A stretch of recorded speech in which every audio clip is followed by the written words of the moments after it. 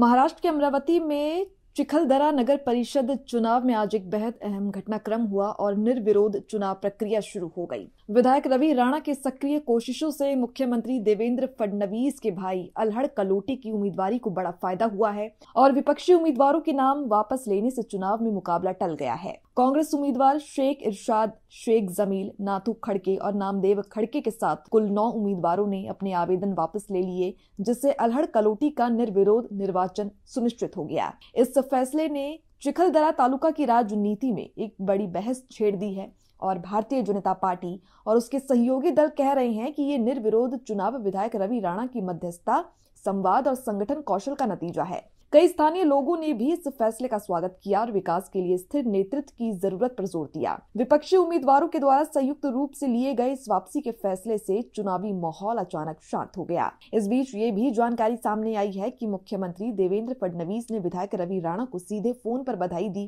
प्रशासन और स्थानीय स्तर पर उम्मीद जताई जा रही है कि निर्विरोध चुनाव चिखलदरा नगर परिषद में विकास को नई गति देगा। सुप्रसिद्ध आणि हिल स्टेशन जे अमरावतीचं विदर्भाचं नंदनवंदन जे आहे चिखलदरा या ठिकाणची नगरपालिका, या नगरपालिकेच्या निवडणुकीमध्ये राज्याचे मुख्यमंत्री आदरणीय देवेंद्र फडणवीस साहेब यांचं ज्या चिखलदरामध्ये लहानपण गेलं, ज्यांचं मुख्यमंत्र्यांचं अटॅचमेंट या चिखलदराच्या हिल स्टेशनशी नेहमी राहिलं, त्या ठिकाणी त्यांचे बंधू आलाजी कलोती हे या ठिकाणी उभे होते।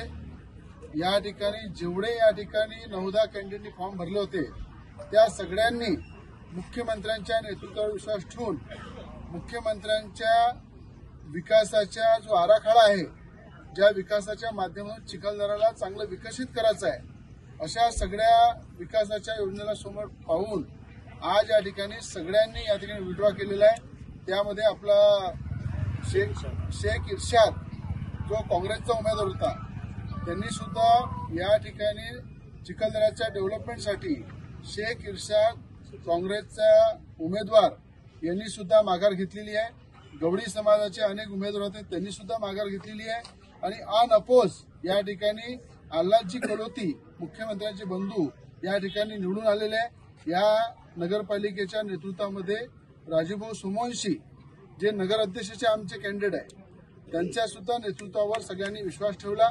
या ठिकाणी विश्वास ठेवून ही जी भूमिका या ठिकाणी घेतलेली आहे, ही फक्त चिखलदऱ्याच्या विकासासाठी घेतलेली आहे। ज्यांनी विड्रॉ केला त्यांचं सगळ्यांचं मनापासून धन्यवाद मानतो आणि विकासासाठी पुढच्या लोकांनी सुद्धा पुढे येऊन अशा प्रकारचा विड्रॉ करून एकत्र बसलं पाहिजे आणि चिखलदऱ्याचा विकास केला पाहिजे, हे सगळ्यांना मी आवाहन करतो।